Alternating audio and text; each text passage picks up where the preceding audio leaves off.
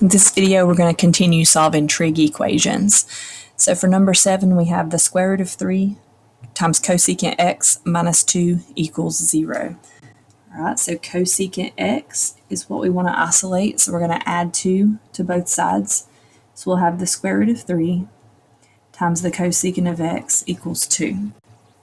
Okay, then we'll divide both sides by the square root of 3. So we'll have cosecant x equals 2 over the square root of 3.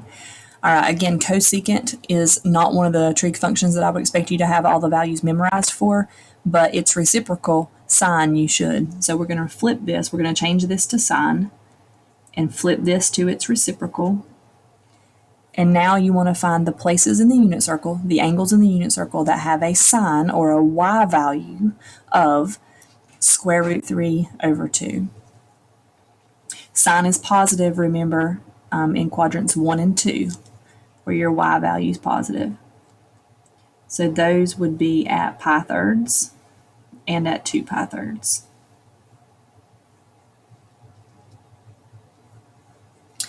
All right, number 8, we have the secant of theta equals -4. Okay, this one is already isolated. There's nothing to get rid of on this side, but we do want to rewrite this as a cosine instead of secant. So if we change this to a cosine, that flips the -4 to -1/4. Now, I hope you notice that -1/4 is not something we're familiar with in the unit circle. Okay, there is not an x or y value in the unit circle of -1/4. So this is a problem that we're going to have to do using the calculator. So what you want to do is, again, since we want radian answers, make sure that you're in radian mode. And we're going to type it in as theta equals the cosine inverse of -1/4. Okay, so that means you're going to type second cosine to get that inverse symbol of -1/4. And it gives you your radian value, 1.82 radians. So theta is approximately, I didn't mean to draw two signs there, theta is approximately 1.82 radians.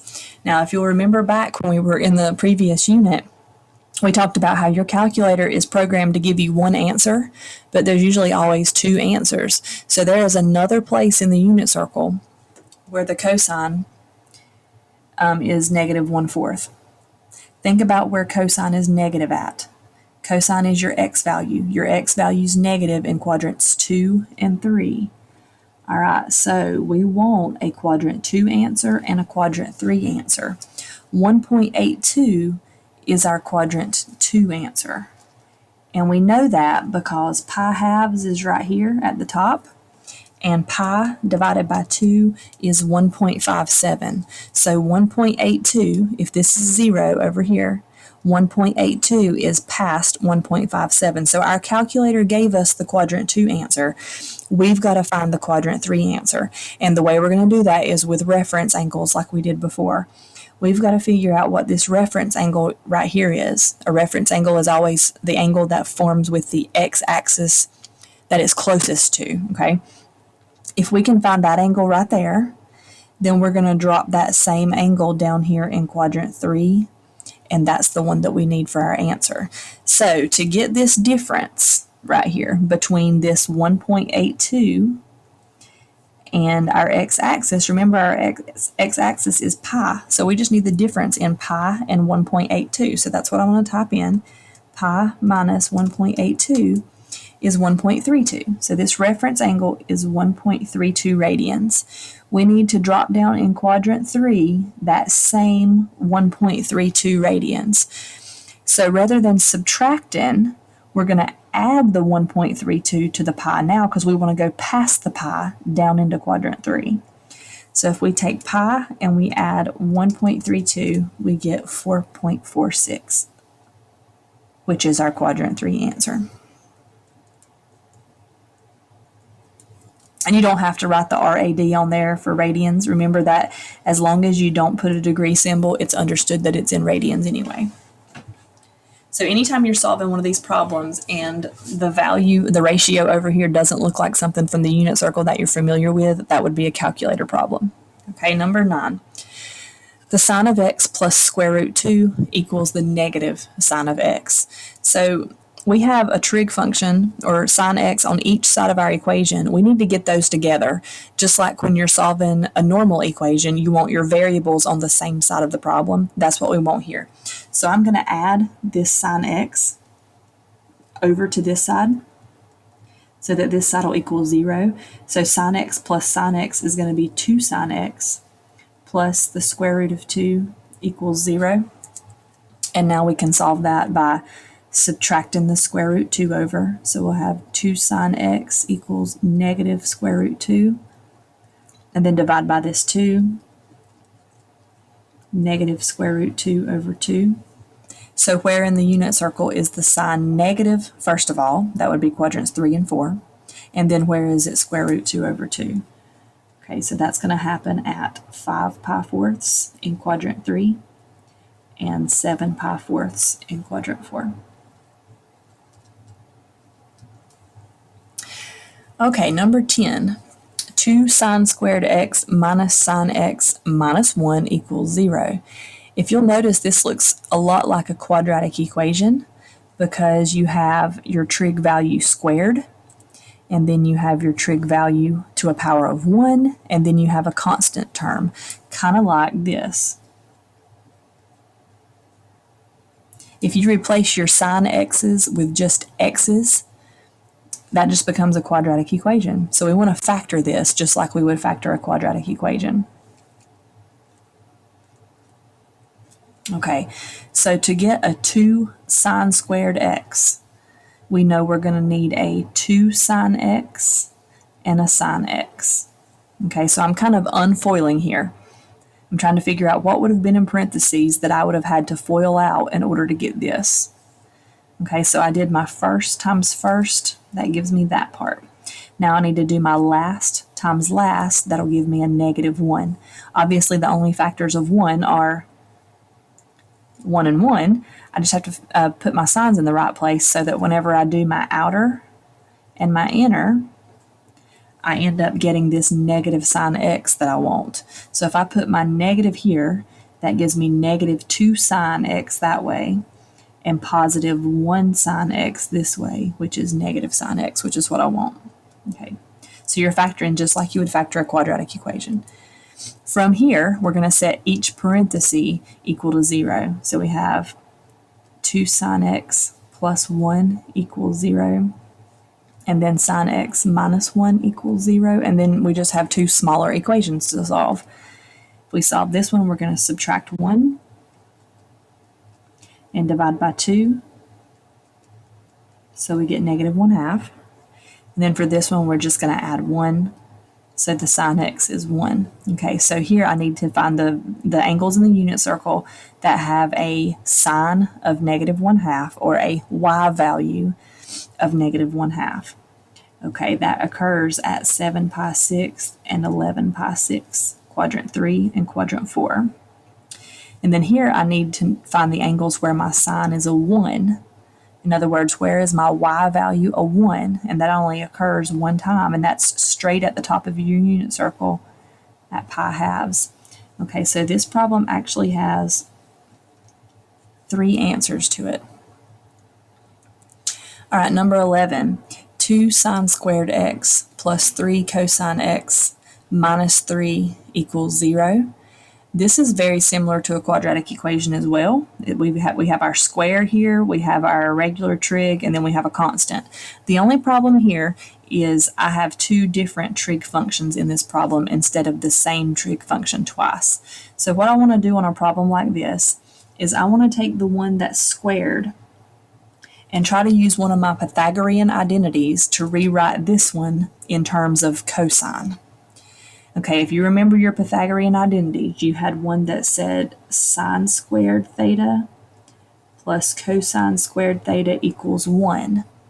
So that means that sine squared is, if I move that cosine over, 1 minus cosine squared.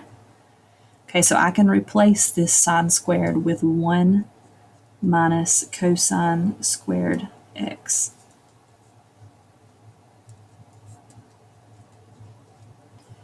All right, so let's just simplify a little bit. If I distribute that 2, I have 2 minus 2 cosine squared x plus 3 cosine x minus 3 equals 0. All right, I want to combine my two constants. I have a positive 2 and a negative 3, so that's going to be negative 2 cosine squared x plus 3 cosine x minus 1 equals 0. So I'm almost ready to factor, but before I factor, I want to get rid of this negative in the front. Typically, when you unfoil, that negative kind of throws a kink in things, so let's get rid of that by dividing the entire equation by -1. If I do that, that makes this positive and this negative, and the 1 becomes positive, and 0 divided by -1 is still 0. Okay, so now I'm ready to factor this. So to get a 2 cosine squared, that means we're going to need a 2 cosine and a cosine. To get a 1, we're going to need a 1 and a 1. And in order for my outer and my inner to give me -3, these are both going to have to be minus signs. Okay, and then we're going to set these to 0. Now I'm about out of room, so I'm going to kind of do a couple steps in my head here. When I set this to 0, it's going to give me the cosine of x equals 1/2, because I'm going to have to add 1 and divide by 2. I'm just not showing that step. And when I set this one to 0, I'm going to have to add 1, so this is going to give me cosine x equals 1. Okay, so where in the unit circle is the cosine 1/2? The cosine is 1/2, or is positive, in quadrants 1 and 4.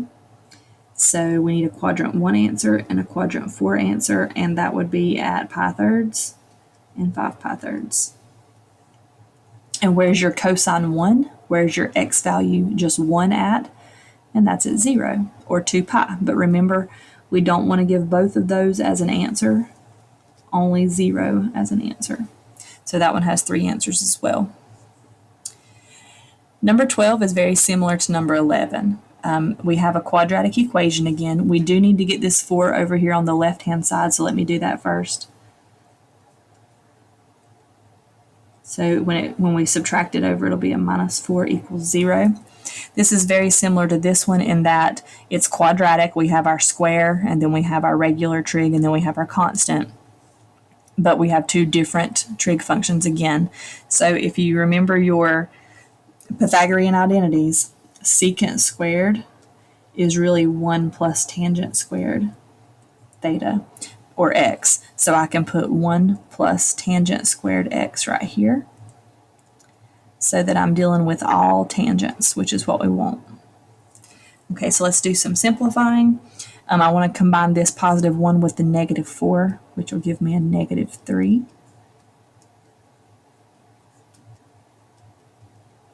And then we're going to factor that. So to get a tangent squared, I know that I need a tangent and a tangent. To get a -3, I know I need a 3 and a 1, and that one of those needs to be negative. My outer and my inner need to be -2, so I know the negative needs to be on the 3 and the positive needs to be on the 1. And then we're going to solve these. So when I set this one to 0 and solve, when I add 3 over, this is going to give me the tangent of x equals 3. And this one, when I subtract 1, this is going to give me the tangent of x equals -1. Now, this is from the unit circle. We do have places in the unit circle where the tangent's -1. We don't have places in the unit circle where the tangent's 3. So this one we're going to have to do in the calculator, but this one we can do by hand. Remember, your tangent is always 1 when your sine and cosine were the same value, and that happens at your 45-degree angles, where the sine and cosine are both square root 2 over 2. But we want it to be negative, and tangent's always negative in quadrants 2 and 4, where your sine and cosine have different signs. Okay, so that would be my 45-degree angle in quadrant 2 would be 3 pi fourths, and my 45-degree angle in quadrant 4 would be 7 pi fourths. Okay, so we have that one figured out. Now let's go to the calculator, and we're going to type in inverse tan of 3. So second tan of 3 gives us 1.24, or 1.25, excuse me. because the 9 is going to round that 4 up. So 1.25, but remember the calculator gives us one answer. We need 2.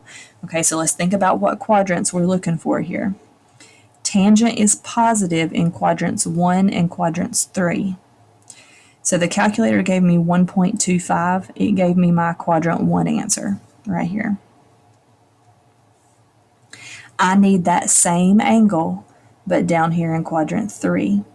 So I need to go down 1.25 in quadrant 3 in order to get the angle I need. Remember, pi is right here.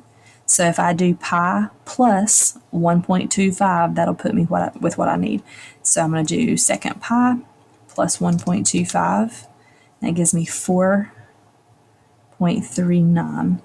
So that's my other answer. So this problem actually has 4 answers. 2 in the unit circle and 2 that are not in the unit circle.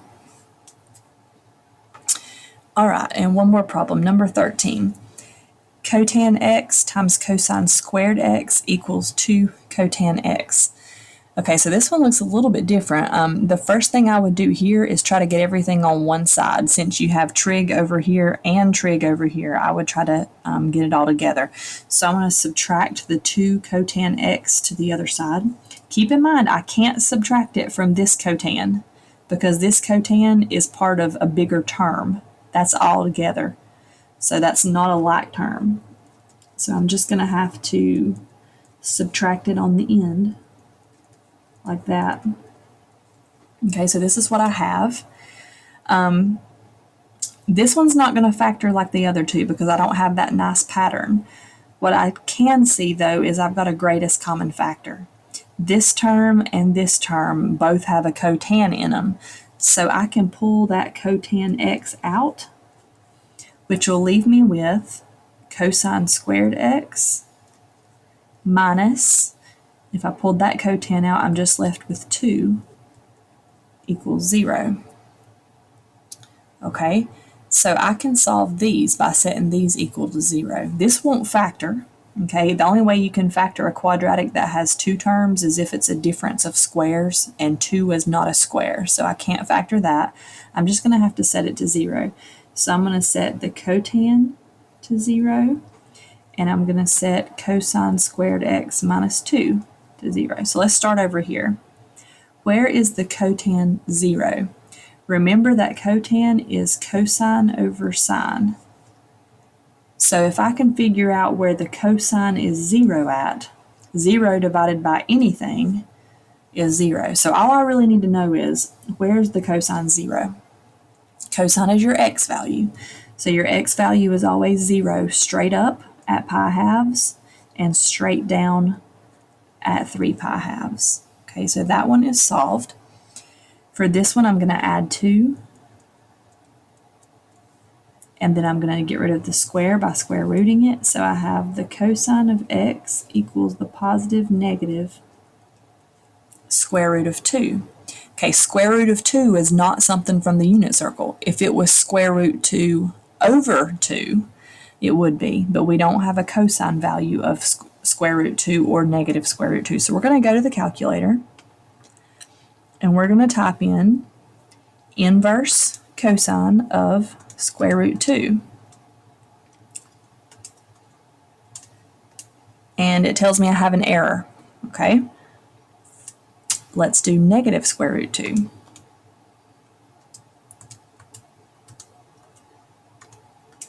Another error. Okay, so let's think about why that's happening. Square root 2 by itself is approximately 1.4. So basically I'm asking myself here, where is the cosine?